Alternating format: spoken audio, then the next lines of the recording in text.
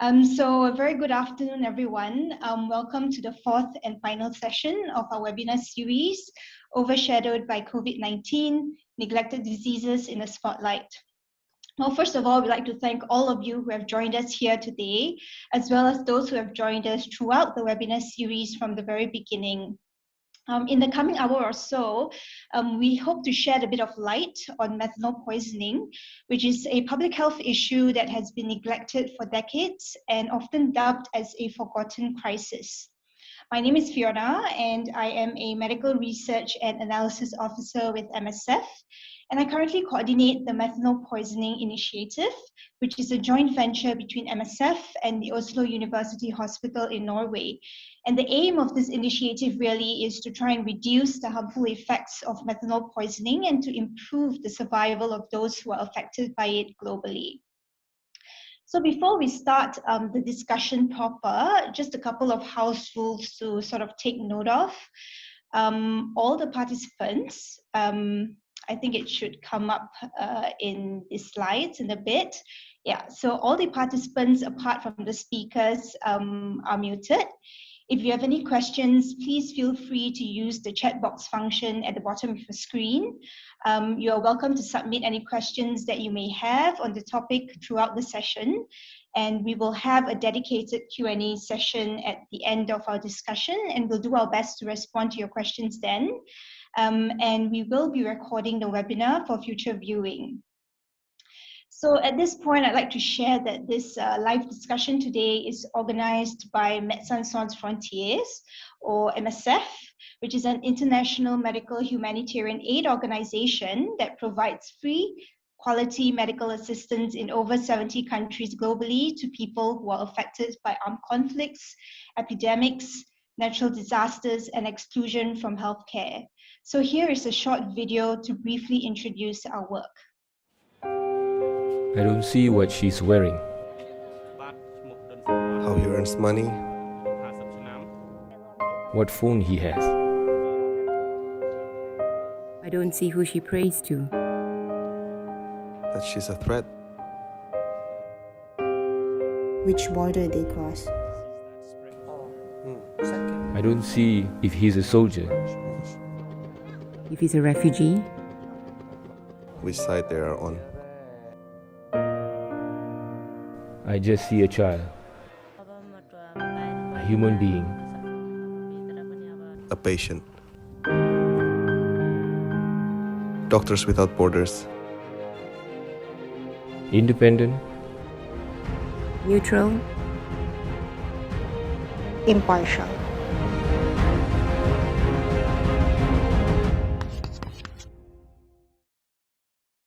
So that was a little bit about MSF, and now moving on to the main topic for discussion. So methanol poisoning has long been, a public health concern for decades now, since the 20th century, really. But it was only during the COVID-19 pandemic that we sort of saw, news reports started surfacing on the dangers of alcoholic disinfectant products containing excessive amounts of methanol, which actually led to a bit more public attention on this issue of methanol poisoning. For today, we are going to zoom in on methanol poisoning in Iran, as well as in Southeast Asia, where the prevalence of methanol poisoning is high. At this point, it is my pleasure to introduce our esteemed speakers that we are very privileged to have with us today. First, joining from Iran, we have Dr. Hossein Hassanian Moghadam. He is currently an associate professor at the Department of Clinical Toxicology, Shahid Beheshti University of Medical Sciences, which manages the Lokman Hakim Hospital, the main referral hospital that receives over 20,000 poisoned patients every year in Tehran. He is also the president-elect of the Asia-Pacific Association of Medical Toxicology. Welcome to the discussion, Dr. Hossein. Next, we have Dr. Chanri Lim. She's one of our own. She's a MSF doctor from the Philippines, and she is currently the medical coordinator for the MSF Syria project. And back in 2017 and 18, she was actually the medical coordinator for the MSF Indonesia project, where she was involved in a number of methanol poisoning initiatives, including trainings and workshops for local medics. And since then, she's continued to be a strong advocate on methanol poisoning, and she's conducted a series of lectures in the region, including in the Philippines, such as at the St. Luke's Medical Center and the University of Philippines General Hospital. Just to mention that where Dr. Lim and Dr. Hussein are both calling from, the internet connection and the electricity may be disrupted. Should there be any interruptions from our speakers, we do apologize in advance, but hopefully you will be okay. So once again, welcome Dr. Hussein and welcome Dr. Lim, and welcome to all of you who are joining the session on methanol poisoning, the illegal brew that kills. So despite outbreaks of methanol poisoning happening for decades now, I think this topic is still relatively quite new to many people. Methanol in itself as a chemical compound is not toxic, but when ingested, it metabolizes in the body into toxic substances that can cause or lead to visual disturbances and death. To begin our session today, let's watch an educational video on what is methanol poisoning to give you a brief glance on the topic. Methanol poisoning is a global health threat. All over the world, it is added to illegal alcohol for profit reasons. The victims cannot see, smell, or taste the methanol in their drinks. Methanol causes delayed organ damage. 12 to 24 hours after, sometimes more, the effects can be seen as chest pain, abdominal pain, hyperventilation, and vomiting. It will often cause brain damage of varying degrees, or visual disturbances and blindness. Frequently, it leads to death, affecting families and whole societies. Have you been drinking illegal alcohol and experienced these symptoms? Could it be methanol poisoning? Methanol kills thousands globally, but most cases remain undocumented. Don't become a victim of methanol poisoning. Seek medical attention immediately. It may save your life. Learn more on msf.no/MPI.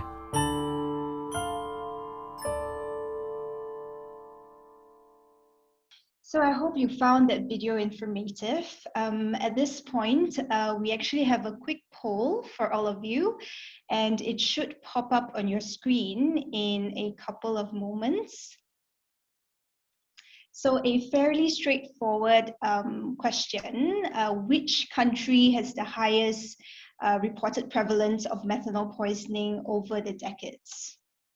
Is it Cambodia, India, Indonesia, or Iran? Of course, as a matter of fact, I think all these countries have reported incidents of methanol poisoning. And in some of these countries, methanol poisoning is an endemic problem. But before I give away too much, let's see what the responses are. I think the live results should appear in a couple of moments.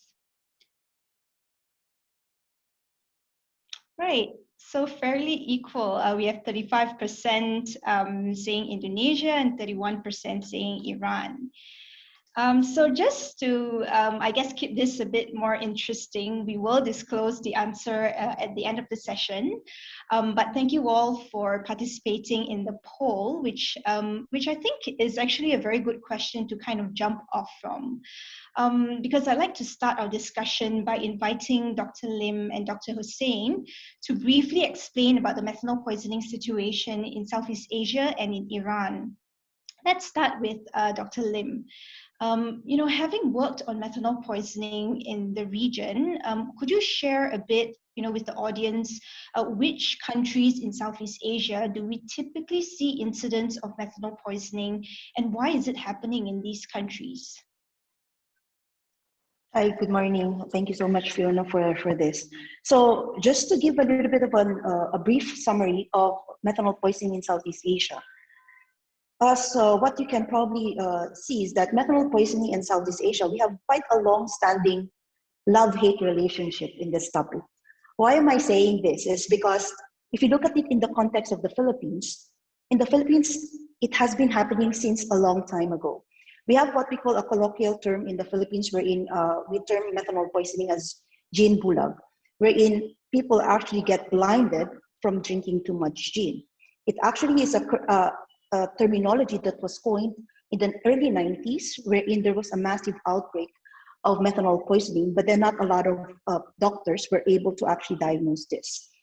This same topic actually came into the highlight again in the early 2018, 2019, wherein there was the incidence of methanol outbreak because of the Cosmic Carabao incident.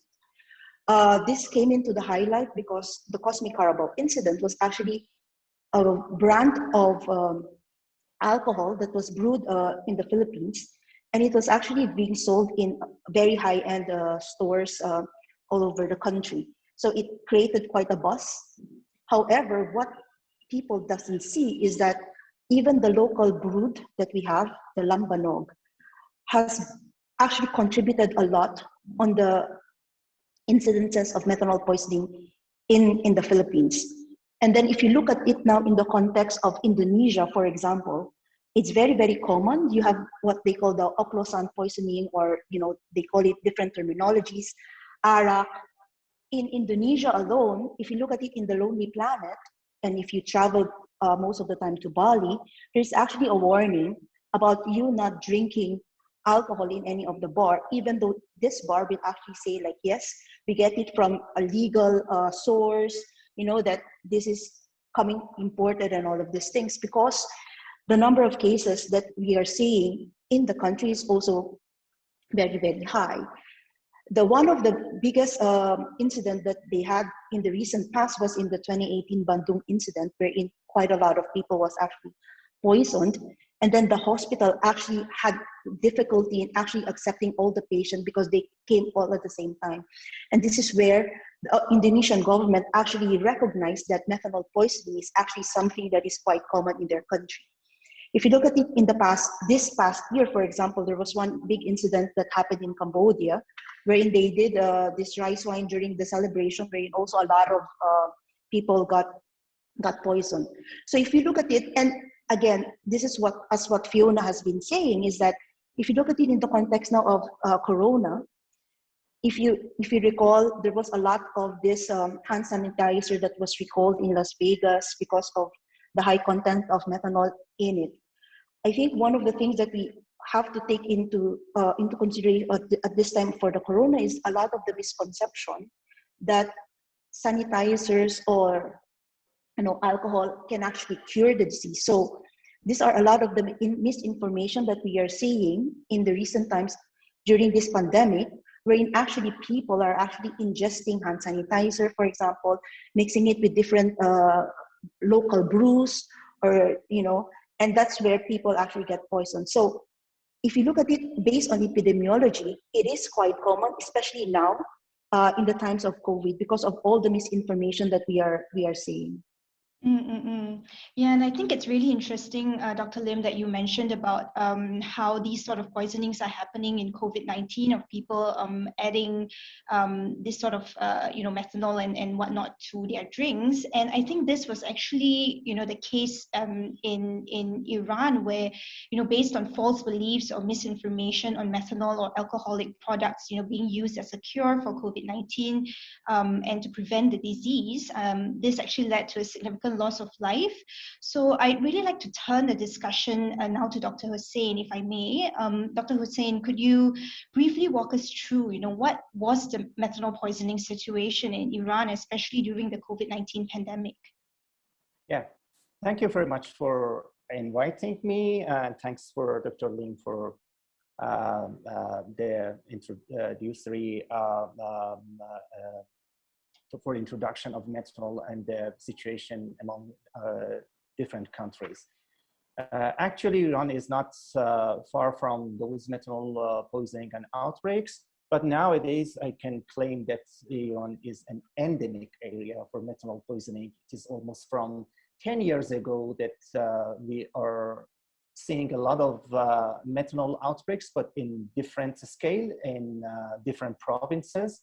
And it refers to ban of alcohol because Iran is a Muslim country. So like many other Muslim countries, the alcohol drinks is banned.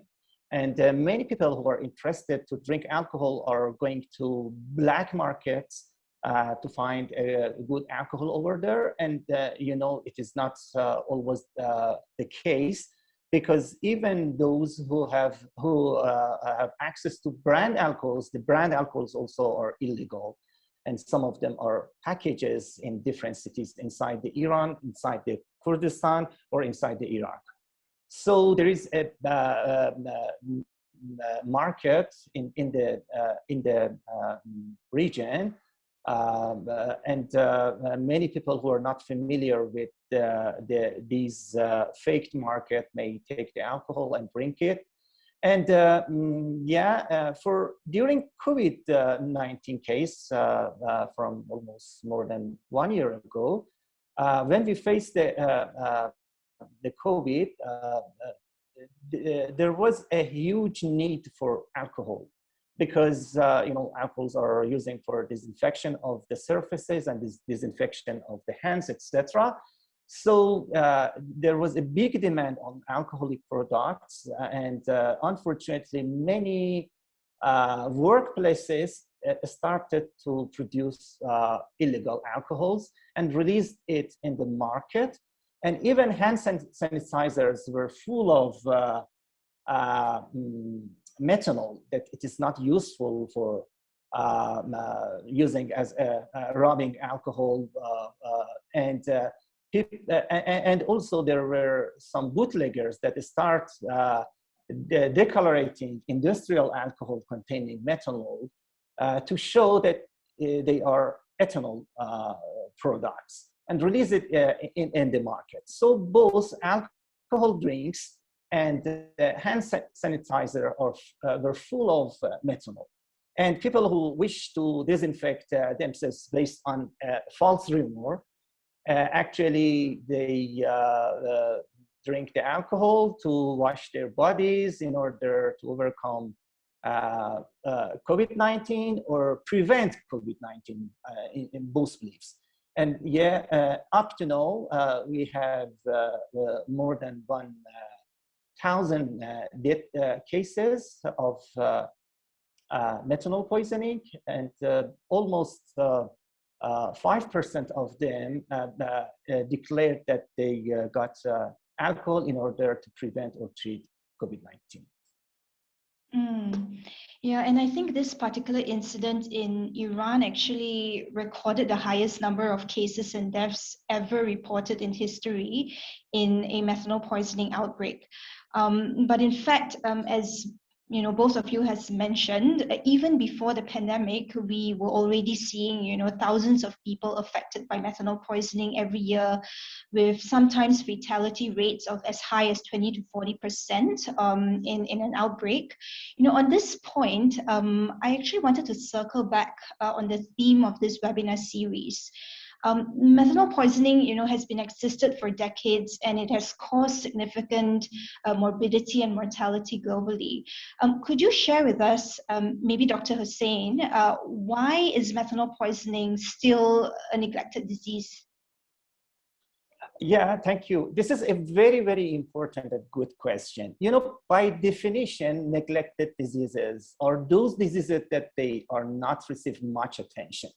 And as you know, and as many of us may know, even for us, for me as a physician, I haven't had any training in toxic alcohols during my medical student program. So many of us have the same problem.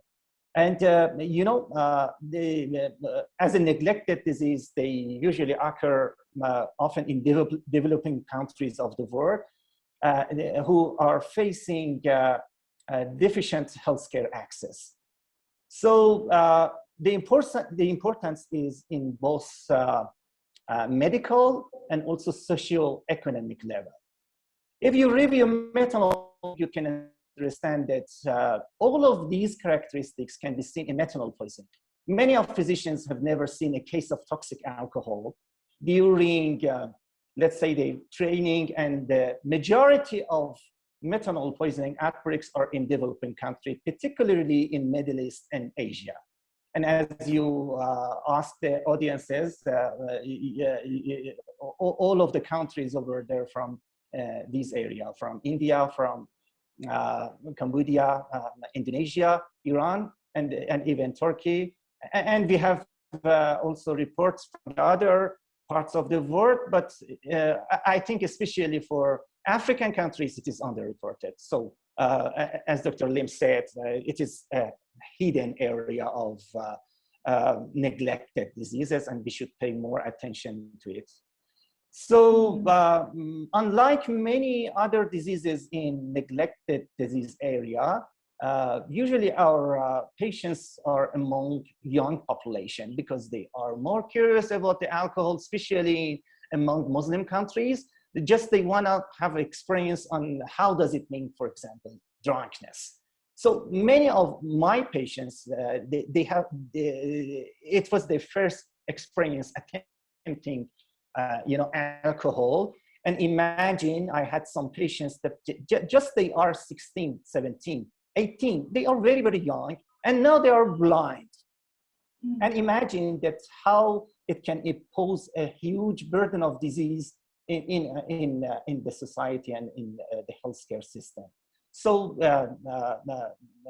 in terms of acute phase, it can kill a lot of people, especially those who are not trained in the country, those who are not trained in treating these patients. There are not a good range of public concern in those communities. And the outcome is completely clear, and it can impose years of life loss and years of and also years of healthy life loss due to blindness and also further disabilities. Let me just jump on. I think it is in yeah. I mean, let me just jump on also on what Dr. Hussein said. I think methanol poisoning, why we considered it really as a neglected disease, is that there's such a big amount of stigma behind just saying that it's an alcohol intoxication, it's methanol poisoning. Nobody actually thought that the patient that we are seeing are actually victims. People already have a prejudgment because, oh yeah, why will I care about this person? It's his fault, he drank alcohol, especially in a very culturally or religious country. For example, if you look at it in Indonesia, wherein alcohol is actually not allowed to be, sold in the market, it's a little bit of this stigma that we really have to fight on. People doesn't look at these patients that we are seeing as patient in itself, but there's already a prejudgment. I mean, look at it in a lot of the hospital. If you have to choose between a drunk person that will come to your emergency room versus a patient that will come with probably high-grade fever, the amount of focus that you will have in these two patients, you will actually probably go to the patient with high fever, but then it's like, oh yeah, she's just a drunkard. Why do I care about this one? And I think this is why Dr. Hussein has a very, very good point, because majority of the people that we are seeing that was victimized, we call that this patient victim because it being poisoned with methanol, it's something that people actually do, it's not naturally occurring. So, and then if you look at it on the victimology that we are seeing robust young man, head of the family, breadwinner. So you have to also think about that these people also have families that they are supporting. And because of this lack of awareness that we are giving in this very significant topic, especially now with COVID-19, we are actually seeing a lot of misdiagnosis, a lot of not focus on this really specific topic that, yes, it becomes neglected. If you look at it mortality-wise, 20-40% is quite a high mortality. If you look at it on other preventable diseases, If we have that kind of mortality, we will be calling for an emergency response and all of this. But because there's so much stigma and social prejudgment on this topic, it becomes so much neglected that nobody wants to actually put a focus on it. So I think this is why this topic is really, really very important to put a little bit of focus on. Yeah. Well, And also, I should add and highlight the stigma, especially in Muslim countries, because they are afraid of the cultural beliefs. They never claim in the emergency department that they drink alcohol. So considering that we have not enough structure to detect alcohol inside the emergency room, it can deviate the mind of the physicians that probably something else is responsible for loss of consciousness, for metabolic acidosis, for different presentations that the patients are coming with. So the physicians in this situation should be smart enough to ask them directly, have you ever drank an alcohol? Unless you shouldn't expect that they tell you about the drinking alcohol with the peers, something like that. And for follow-up also, it is very, very important, because for us as a physician, we should make a good relationship to the patients, and also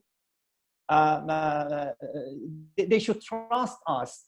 It's the art of the physician that we are not a policeman. We are not a religious person. We are a doctor coming here to help you. So tell me everything. And in this way, you can find the peers. It's so important, because when they are drinking something, they are drinking together. But the presentation is not the same. They are not coming at the same time. Sometimes I have different patients that they are sitting and drinking the same amount of alcohol together. One is killed, one is blind, and the other had no effect. It all refers to different metabolization and also the enzymes involved in the metabolism of the patients, and also nutrition status of the patients and those sorts of things, and also genetical aspects of the diseases. So just I want to stress that we should ask them directly in a confidential way to make a good relationship and go through it for further assessment. Yeah, and that's why. Yeah, sorry. So it's just I just wanted to add on that's why it's quite important that once you properly diagnose this one, you can save quite a lot of people, because when there is one, there is always many, and that's why you always have to be very aware of this topic, because the saving of the lives that you have, because it's easily treatable, it will be super significant. Well, thank you so much for that, Dr. Hussain and Dr. Lim. I think you've brought up very, very important points there, and also this issue of misdiagnosis. We call it a great imitator almost, because sometimes when a patient comes, they present with certain symptoms, and we may not necessarily be able to detect or identify the case as having methanol poisoning. And also another very important point that both of you highlighted is that methanol poisoning is not only a medical issue, but also a social one, because the social impact is really significant. But as a community, we can actually do something about it, starting with educating ourselves, our professional circles, and also the communities that we're living in, in this hidden or forgotten crisis, so that, we too can sort of look out for one another. And Dr. Hussain, you've spoken a little bit about how to deal with, patients when they come, and how to identify and things like that. So I was just wondering if I could ask, Dr. Lim, maybe, from a consumer or user perspective, how does one sort of distinguish ethanol from methanol, when they go and get a drink, how do they distinguish? Because as we saw in the video earlier, there's no smell, no color for methanol. How can a user kind of be more careful about that? Yeah, I will put this in the perspective of I think if you look at it based on the consumer point of view, is that alcohol in itself, you have quite a different kind of variant. So in the Philippines, for example, we have 3 different kinds of alcohol. We have ethanol, we have, as you said, the methanol, and you have isopropyl alcohol. This is quite widely used in the Philippines. And each of these 3 different kinds of alcohol will have different signs and symptoms. And I think that's why we always stress a little bit on the clinician to always be aware of it. That's why we are trying to raise a lot of awareness on the topic. Because also one of the difficulty in diagnosing it is because there is no standard diagnostic test for alcohol poisoning or any kind of this one, So it's so difficult for us to diagnose this disease, and that's what in a consumer's point of view, it's also very difficult for the clinician to actually pinpoint, okay, what is it? There's a lot of research not being done now regarding diagnosis of alcohol poisoning, and I think Dr. Hussein will have much more information about this one. Yeah, Dr. Hussein, I'm not sure if you have anything else to add on that, but also as you've alluded to earlier, educating the medical communities, the frontline workers, is so important given the diagnostic challenges, that is a barrier to methanol poisoning. And today we actually have a good number of medical professionals and medical students who are joining us in this webinar today. So, what is important, I think, for clinicians to sort of be aware about what is your message to them, in terms of identifying and managing a patient given the diagnostic challenges of methanol poisoning. Yeah, actually, I was able to read some of the question in question and answer chat box, and this is the question of many healthcare providers. And let's start to distinguish between a clinical presentation and also from the alcoholic beverage consumer perspective. For lay people, it is almost impossible to distinguish between methanol and ethanol because the smell are almost similar, and both of them are volatile. And both of them, as you said, are colorless, flammable. So we cannot distinguish them by, physical characteristics and something like that. There is a test called iodoform, but it is not possible to do it at home. And someone should be experienced to do some sort of tests. Also, there are different tests using chemical colorimetric test that can somehow distinguish between methanol and ethanol. But as you may know, this is not possible for ordinary and lay people. And just they consume something and understand that they are ill. And if they are lucky, they come early. And then this is the duty of the physicians to understand the disease and also treat them appropriately. I have some key points for clinical presentation of the patients that it is very useful even in limited resource area and in low-income countries. First of all, it is the time of presentation. It is very important to understand that for most of the toxic alcohols, especially ethylene glycol and methanol, it takes time for the parent alcohol to be metabolized to toxic byproducts. So especially in case of methanol, the presentation is late. If someone is coming to the emergency department and say, I've drank alcohol, and you are suspicious that this is toxic or non-toxic alcohol, the first question that is coming out is to understand that what was the time of ingestion. If the time of ingestion is within 2 or even 3 hours, that should be ethanol, or in the worst case scenario, it would be isopropyl alcohol, because isopropyl alcohol is also able inebriate the patients, and they come soon.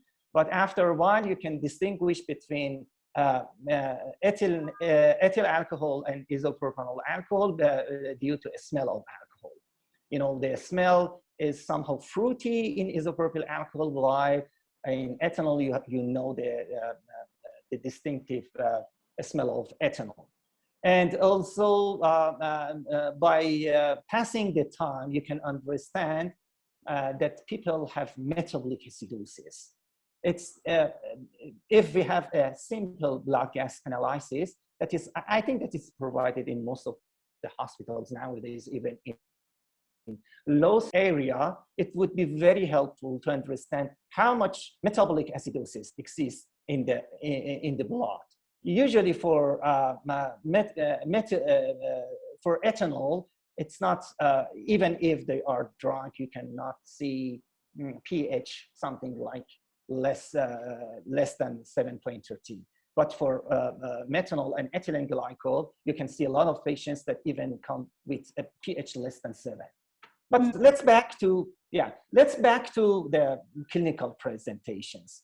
So like the other people who drink a lot of alcohol, for ethanol cases, you can see vasodilation and drunkenness. Usually people are aggressive, depends on their personality, and they may be talkative. All presentation of those people. But for toxic alcohols, ethylene glycol and methanol, it's not the case. Usually they are calm, they are not aggressive. You usually find them, if they can relate, you usually find them in a shock state again. So just completely different. So we should put these puzzles all together to differentiate between toxic and non-toxic alcohol. The other presentation is ophthalmic presentation. When someone is coming with metabolic acidosis and at the same time with visual disturbance, you should consider at the top of your list just methanol poisoning. There is no other illness to be presented like this, and it is very, very important. Even for loss of conscious patients, if you see the pupils, you can see that they are dilated. Sometimes they have sluggish to light response. Sometimes you cannot any response even. And if they are alert and you ask them, they can tell you that they have some visual difficulties. And as far as the visual difficulties is prolonged and we do nothing for the patients, you can see the outcome would be worse. And unfortunately, even if the patient is survived, many of them face visual disturbances for the rest of their life. Let me explain the other presentations that the people came, because I understand that it is helpful for many of the physicians in poor resource area.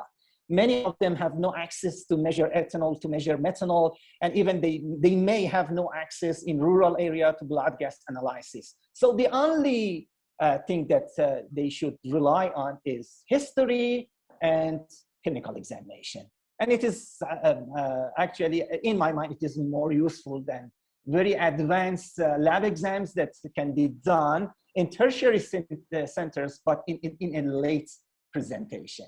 I mean, if we treat the patients, but by simple clinical examination and by simple taking history in a confidential context, we can earn a lot of information and treat the patients from the side. We don't need to transfer the patient, because sometimes in rural area, it takes a lot of time. And time is tissue. We should do something in the first situation. And what is the first treatment? the first treatment, even if you are not sure about the toxicity of alcohol, is simply to give them a bottle of alcohol, but reliable, so from a reliable source. It can save many of the patients till they go to the tertiary center. You know, there is an interesting study from Czech Republic that they start giving their patients alcohol in ambulances. Then they call the ambulances. And none of those patients died. It is a very, very important message. Whenever we start the treatment from the side, we would be more successful in treating the patients. You can imagine that I have nothing here. I have no access to lab exams, and I have nothing. I have no cutting-edge antidotes. Where is the fomepizole? Even I have no access to you know, many basic medications.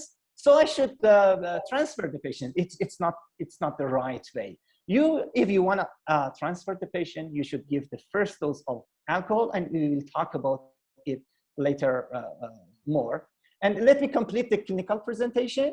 If the patient is coming with seizure, convulsion, and the central nervous system symptoms, you should think about the toxic alcohol and the top for methanol poisoning.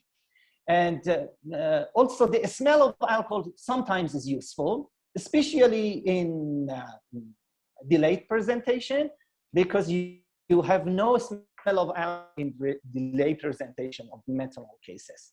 And when you imagine that patients are going to have a metabolic acidosis, in response to metabolic acidosis, the patients should have acidemia and following tachypnea. So you can see by examination and taking the vital signs that the respiratory rate is high. Yeah, thank you so much for that, Dr. Hussain. Unfortunately, because we do, you know, yeah, we wanted to talk a little bit on the treatment issues as well, which you have also touched on a little bit. I was just wondering if I could just bring Dr. Lim in just to briefly, if you have anything to add on this issue of treatment before we actually move on to the Q&A session. Yeah. So no, for me, what I just wanted to add on is that, and that's why it's so paradoxical, because the treatment actually for methanol poisoning is also alcohol. And I think because of this also, there's a lot of hesitancy from healthcare professionals, if you look at it, especially on countries wherein alcohol is like a taboo topic. And also because, for example, if you go to an emergency room and you tell this one patient that comes to you with a diagnosis of methanol poisoning and said, okay, have some more vodka, and you're already drunk. So there's a lot of this hesitancy to actually start a patient on. The biggest challenge that we are having now in this era and time is that one of the best antidote there is, which is fomepizole, is currently not very accessible to the general population because of its cost, because of how difficult it is to also get it, even though it's very, very significant in treatment of methanol poisoning.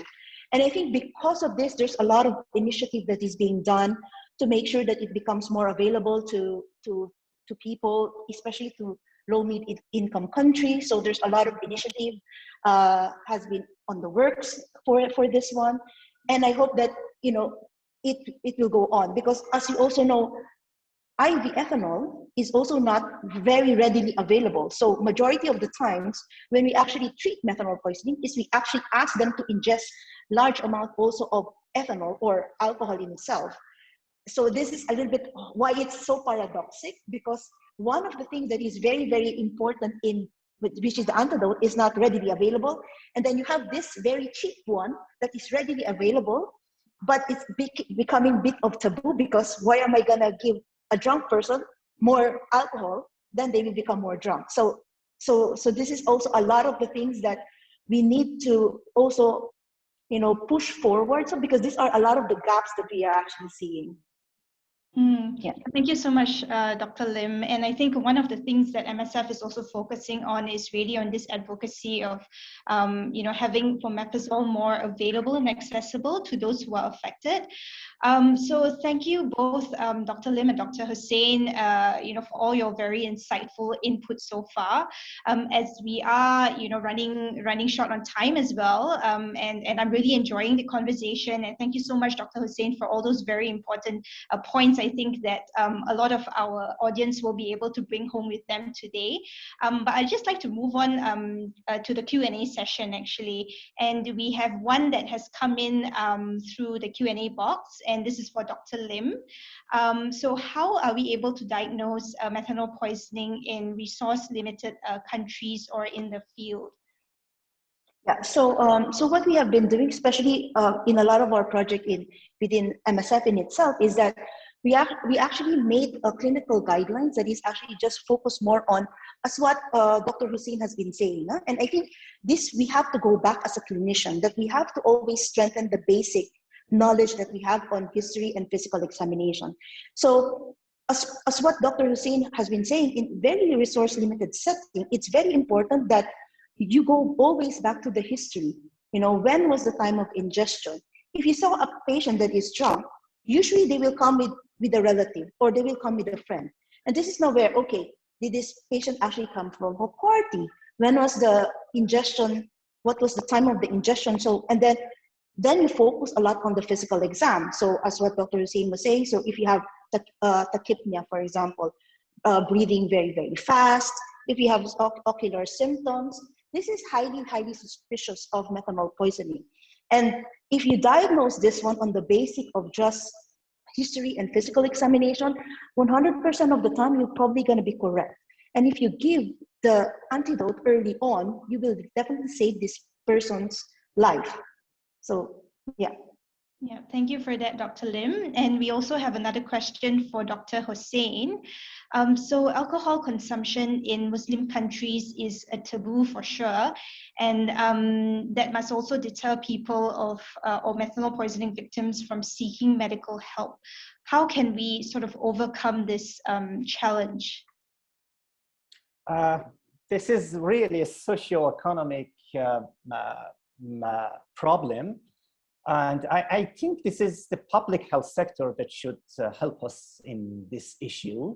In Iran, from many years ago, we start talking to religious leaders that this is a disease.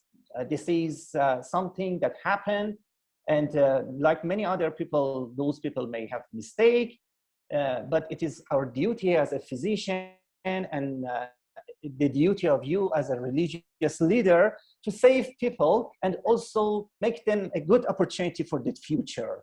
Probably just, I'm not going to the politics and to the religious aspects, but I want to tell you that the likelihood of convincing the religious people and make a public health aspect of how we should confront to this issue is so important. So you can tell a religious leader that they are people who are going to have sin and they are not good people, so let them die. This is one aspect. The other aspect is what I've told you. So you should go through the best way to convince religious leaders that usually have effect on the governments of Muslim countries by different institutions, that we should sit around a table and solve this problem together. We cannot let them let the population to die. I faced different methanol poisoning outbreaks in Iran, and the strategy to overcome this policy was completely different. But I can tell you the final part. So the final part is that those who are cooperating with us and those who let us to announce and to warn the community, you can see less victims after outbreak. For example, in Rafsanjan outbreaks, we followed that policy. And even the mosque speakers were talking people that there is an alcohol product inside the community and many people are drinking it. Don't drink and go to that hospital to take a blood exam. And out of the 600 people, only we had 10 deaths without any phenol, without any extensive infrastructures. So it shows the importance of public health sector and the negotiation and the policy before we face these outbreaks. So we could solve this problem in Iran, and we can easily administrate alcohol in methanol poison patients. But I know this is not the case for many other countries, including in Indonesia. But I guess because Islam is Islam, we can find a way to convince them to as a medicinal drug for the community. You can tell them that we use alcohol also in some sort of syrups. So it is the same. We are using this as an antidote now. Yeah. And I think let me just jump. Yeah, sorry. Let me just jump on what Dr. Hussein said. I think one of the biggest challenge we have when you talk about public health is really policy change, because a lot of this needs to have a lot of engagement. A lot of this needs to have a lot of dialogue, awareness. You have to go to the right people to actually know that, yes, this is a topic of interest. You have quite a lot of people that is dying from this illness. And you always have to make sure that you point it out on a medically clinical subject, that yes, it is, you are dealing with a medical patient, that this is a patient and not somebody that did something wrong. And I think constant dialogue and constant engagement with, with government sectors, with partners will actually make quite a lot of difference. And these are a lot of the things that we actually did in Indonesia before, wherein even, normal alcohol is not allowed. So we came up with, okay, maybe we do the 70% one that we have in the hospital and put, like, for example, milk on it so that it's not very, very harmful to the gastric lining. So a lot of these things needs to be sure that we do always constant engagement to the people. Yeah, thank you so much for that, Dr. Lim. So we have one final question from the audience, and I think I'd like to direct this to both Dr. Lim as well as Dr. Hussein. How can we improve our epidemiological accuracy and documentation of doing surveillance on methanol poisoning globally if there's this issue of misdiagnosis and lack of awareness? What are your thoughts on this? Well, I can answer first, huh? And I think this is where now we always... Yeah, you can answer. Yeah, you can answer. Yeah. And I think these are things that we need to put a bit of emphasis on, like it's a lot of this, as I said, awareness raising, making people aware that, yes, this is happening, that this can happen in your area. And I think for us, this is how we can improve a lot on this topic as globally, that we always have to raise awareness. We have the constant training to the doctor to make sure that it's always in the back of their mind. Because as what Dr. Hussein said, not a lot of medical practitioners or medical professionals will actually see a patient that is poisoned with methanol.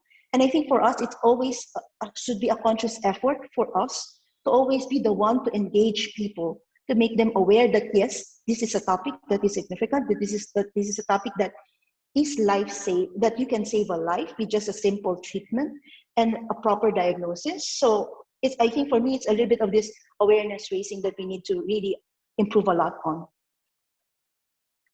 I should add something else. Also, you can follow the death registry among different countries. If they are doing everything perfectly, you can find that some of the people are dying from methanol poisoning and they have never diagnosed in the hospitals. Even during COVID cases, in Iran, all of the death certificates in natural or poisoning cases should be registered by legal medicine organization. So all of the death cases goes there. and they have some analysis on their blood, and we found that almost 100 out of 1,000 death cases of methanol poisoning have never been diagnosed in the hospitals. That's a huge number. So it means that our healthcare professionals were not aware of the methanol poisoning and couldn't diagnose the clinical presentation of the cases. I think most of them could understand that these patients with a comatose state has some severe metabolic acidosis, not more. And this is a hidden area. Many of them haven't had an accurate history, but it is a reality in our community and we should focus on it. Thank you so much, Dr. Hussain, for that. And thank you everyone for your questions. So before we actually close our session today, I would just like to quickly go back to the poll that we had at the beginning. So which countries actually has the highest prevalence of methanol poisoning over the decades? And the options were Cambodia, India, Indonesia, or Iran. Well, the reality is that, given the lack of attention and awareness and the diagnostic and treatment challenges that Dr. Hussain and Dr. Lim has elaborated during this session, we actually still do not know the true prevalence and the burden, actually, the real burden of methanol poisoning in these countries. And well, among the 4 countries, we do see incidents most frequently reported in countries like India and Indonesia. But what we do know is that what is reported is merely the tip of the iceberg, as many of the cases and deaths actually go undetected. So a lot more effort really needs, to be done to address these issues and barriers in order for us to kind of understand better the true burden of this neglected crisis, as Dr. Hussain and Dr. Lim has mentioned. So I guess we've come to the end of today's discussion. Once again, I'd like to thank really our esteemed speakers, Dr. Hussain and Dr. Lim, for joining us and sharing their insightful thoughts and experiences on this very important topic with our participants. May I add something just briefly in 1 minute? Yes, of course. Message, please. We haven't talked about the treatment, and I could see that Professor Natari Kodo addressed how to treat the patients from the website. Thank you very much, Natari. And the key point is that we should do case finding. It is very, very important that we usually neglect it. Whenever we face someone with methanol poisoning inside the hospital, we should think that this is a contaminated resource of alcohol in the community. So instead of sitting in the hospital and treating the patient inside the hospital, someone should go to the community and find them and bring them to hospital. And just by simple remedies like alcohol, we can treat them. Unless you should wait for a huge wave of methanol outbreak with a lot of intoxicated patients and limited IV access and dialysis machine. Imagine that, for example, you have 50 patients and just 10 dialysis machines. What should you do? So it is very important to find them in the community. Don't forget case finding. Thank you very much. Thank you so much for that last words, Dr. Hussain. So once again, thank you both, Dr. Hussain and Dr. Lim, for joining us and sharing your thoughts. So just to remind the audience that this is also the last session in our webinar series, Overshadowed by COVID-19, Neglected Diseases in the Spotlight. So thank you all very much for spending the last 4 weeks with us. In this series, we actually focused on 4 diseases: hepatitis C, measles, TB, and methanol poisoning. But of course, there are many other neglected diseases that require your care and attention. Do share what you have learned in our webinar series to your friends and your colleagues. So the more awareness and attention that we bring of these diseases, the more we can contribute really to saving the lives of those affected. So once again, thank you everyone, and I hope to see you again next time. Bye-bye.